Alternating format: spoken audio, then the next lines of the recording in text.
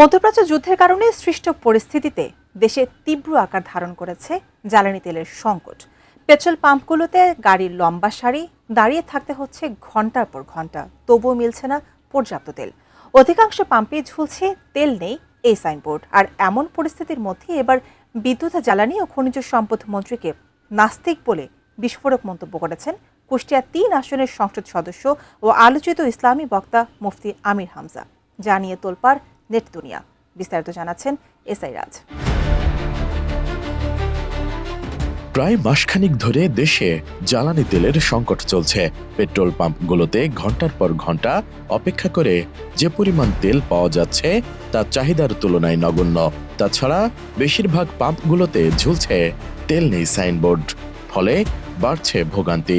তেল নিয়ে জনগণের এই ভোগান্তির মধ্যেই এবার বিদ্যুৎ, জ্বালানি ও খনিজ সম্পদ মন্ত্রী ইকবাল হাসান মাহমুদ টুকুকে নিয়ে বিতর্কিত মন্তব্য করেছেন কুষ্টিয়া ৩ আসনের সংসদ সদস্য ও আলোচিত ইসলামী বক্তা মুফতি আমির হামজা।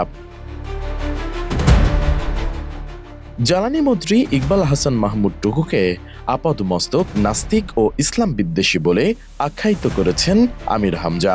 শুক্রবার জুমার নামাজের খুতবার আগে আলোচনায় কুষ্টিয়া সদর উপজেলার হাটশো হরিপুর বড় মসজিদে এ মন্তব্য করেন তিনি।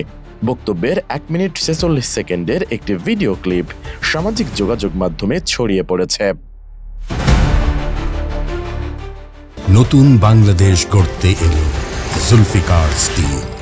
জুলফিকার স্টিল, ইস্পাত দৃঢ় অঙ্গীকার। ভাইরাল ভিডিওতে আমির হামজাকে বলতে শোনা যায়, জ্বালানি ও বিদ্যুৎ মন্ত্রী ইকবাল হাসান মাহমুদ টুকু একজন নাস্তিক এবং ইসলাম বিদ্বেষী, আপাদমস্তক ইসলাম বিদ্বেষী। যদি বলেন তিনি জামাতে ইসলামী বা চরমোনাই পীরের বিরোধী, কিন্তু না, তিনি ইসলাম বিদ্বেষী। ইকবাল হাসান মাহমুদ টুকু একটা নাস্তিক এবং ইসলাম বিদ্বেষী, আপাতমস্তক ইসলাম বিদ্বেষী। আপনি যদি বলেন উনি জামাত ইসলামী বিদ্বেষী, চরমোনাই পীরের বিদ্বেষী, না, উনি ইসলাম বিদ্বেষী। জ্বালানি ও বিদ্যুৎ মন্ত্রীর দেওয়া একটি বক্তব্যের প্রসঙ্গ টেনে আমির হামজা বলেন, এদেশে ধর্ম প্রতিষ্ঠা করার জন্য নাকি মুক্তিযুদ্ধ হয়নি। তাহলে মুক্তিযুদ্ধ কেন হয়েছে আপনি বলেন? মুক্তিযোদ্ধারা এখনো বেঁচে আছেন, তাদের জিজ্ঞেস করেন তারা ধর্ম বিদ্বেষী বা ইসলাম বিদ্বেষী কিনা। এই দেশে ধর্ম প্রতিষ্ঠা করার জন্য নাকি মুক্তিযুদ্ধ হয়নি। মুক্তিযুদ্ধ হয়েছে কেন আপনি বলেন তো? মুক্তিযোদ্ধা তো এখনো বেঁচে আছে, আপনি তাদেরকে জিজ্ঞাসা করেন তারা ইসলাম বিদ্বেষী কিনা, তারা ধর্ম বিদ্বেষী কিনা। এ সময় দেশের জ্বালানি পরিস্থিতি নিয়ে সমালোচনা করেন আলোচিত এই নেতা। দাবি করেন হাসপাতালে জেনারেটর চালাতে ৫ লিটারের বেশি তেল দেওয়া হচ্ছে না, এতে চিকিৎসা সেবা ব্যাহত হয়ে মানুষের জীবন ঝুঁকিতে পড়ছে। অযোগ্যদের দায়িত্ব দেওয়ার কারণেই এমন পরিস্থিতি তৈরি হয়েছে বলে মন্তব্য করেন আমির হামজা। আমি সকাল থেকে মেডিকেলে ছিলাম, ৫ লিটারের বেশি তেল দেয় না জেনারেটর চালাতে, অথচ বিশাল মেডিকেল কলেজ হাসপাতাল চালাতে কত মানুষের জীবন বিপন্ন এখন আপনি টের পাচ্ছেন।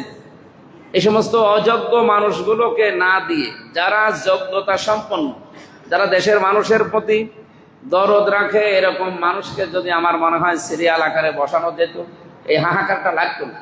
এদিকে ভিডিওটি ছড়িয়ে পড়ার পর বিষয়টি নিয়ে রাজনৈতিক অঙ্গন থেকে শুরু করে সামাজিক যোগাযোগ মাধ্যম সবখানেই চলছে আলোচনা সমালোচনা। মন্তব্যের প্রতিবাদ জানিয়ে কুষ্টিয়া জেলা বিএনপির সদস্য সচিব প্রকৌশলী জাকির হোসেন সরকার বলেন, আমির হামজা কোথায় কি বলেন তা তিনি নিজেই জানেন না। এই তো সেদিন মেডিকেল কলেজ হাসপাতাল চালু নিয়ে বললেন ৩ দিনে ৫০ লাখ টাকার অফার পেয়েছেন, অথচ তাকে কারা টাকার অফার করেছে তাদের নাম খোলাসা করছেন না। এটি একটা ক্রিমিনাল অফেন্স। বিএনপির নেতাদের নিয়ে আমির হামজা এমন মন্তব্য করতে পারেন না, তাকে সংযত ভাষায় কথা বলার আহ্বান জানান তিনি। এর আগে অন্য এক মাহফিলে জ্বালানি মন্ত্রীকে উদ্দেশ্য করে আমির হামজা বলেন, তেল দিতে পারেন না, একটু সরি বলেন, তা না হেঁটে চলাফেরা করতে বলেন। এসআই রাজ, এটিএন নিউজ।